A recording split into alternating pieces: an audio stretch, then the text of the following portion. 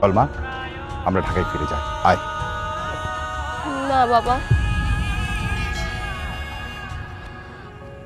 আমি যাব না। আমি আমার স্বামীর সাথেই সংসার করতে চাই।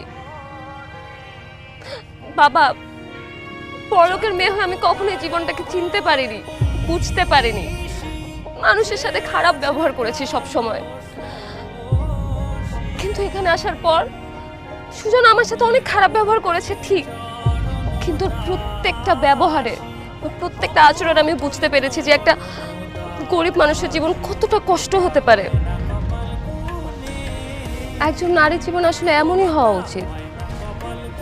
সে তার স্বামীর সেবা করবে, শ্বশুর শাশুড়ির সেবা করবে, সংসারে কাজ করবে, সবার জন্য রান্না বান্না করবে। এতে তো নারীর জীবন ধন্য হয়।